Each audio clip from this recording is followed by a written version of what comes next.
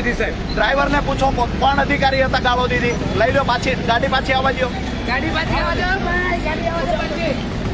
સહયોગ એકબીજાએ કરવાનો હોય. એના બદલે તમે ડીજે વાળાને ગાળો દઈને ગયો ફટાફટ ખેંચી લે ફટાફટ હાંકી લે. અહીંથી આનો મતલબ શું છે કે અમે એવું પૂછી લઉં છું એને.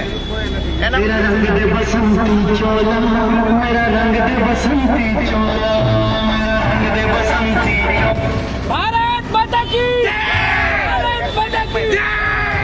આપણે શાંતિથી હાલવાનું છે, શાંતિથી સહયોગ કરીએ. પણ મતલબ એવો ભાઈ ડીજે લઈ લો, આ લઈ લો ડીજે. ડીજે નો આગળ ના દેવાય.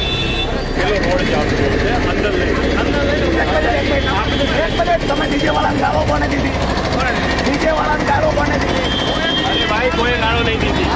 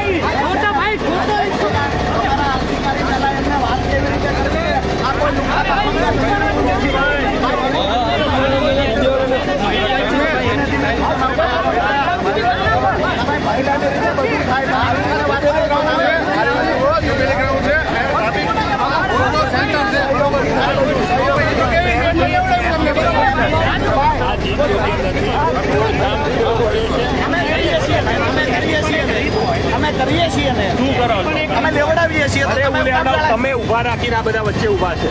તમારો વ્યવહાર એવો તો શું કરવાનું? થતું હોય કરજો. અહીંયા તમે રેલીને કોઈનો હાથો બની ડિસ્ટર્બ નહીં કરો. કોઈનો હાથો બની ડિસ્ટર્બ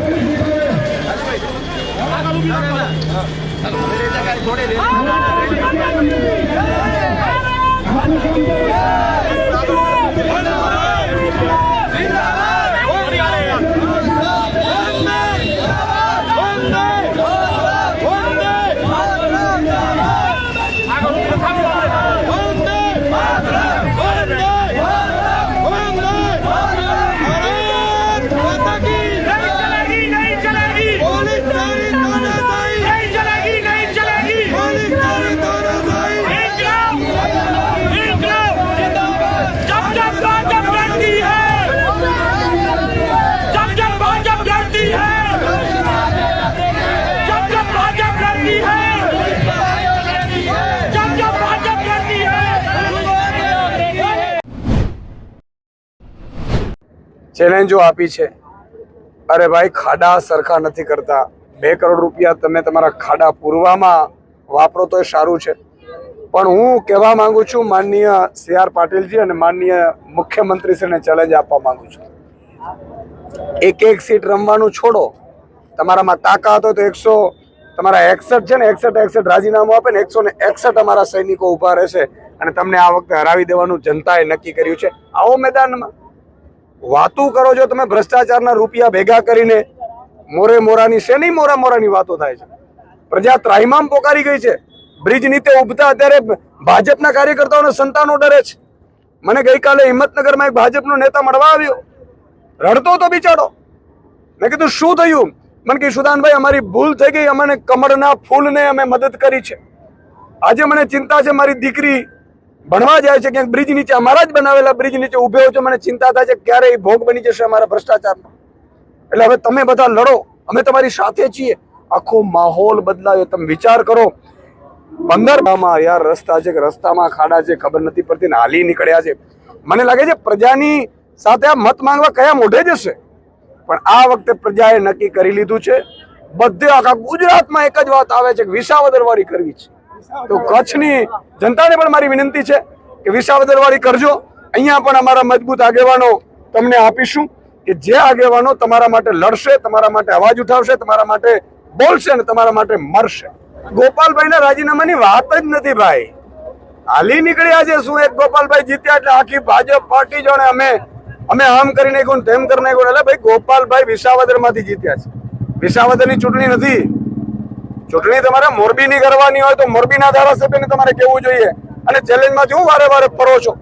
અને હું તો એમ કહું છું જાહેરમાં ડિબેટ કરવા આવો. મુખ્યમંત્રીને કહું છું, CR પાટીલજીને કહું છું કે આવો ગુજરાતના વિઝન ઉપર કે 2027માં ગુજરાત કેવું હોવું જોઈએ, 5 વર્ષમાં ગુજરાત ક્યાં પ્રગતિ કરે, એમાં ખેડૂતો કેટલી પ્રગતિ કરે, બેરોજગારો કેટલી પ્રગતિ કરે, યુવાનો કેટલી પ્રગતિ કરે, આર્થિક સ્થિતિ કઈ રીતે ગુજરાતની સુધરે, ઉદ્યોગો કઈ રીતે પ્રગતિ કરે.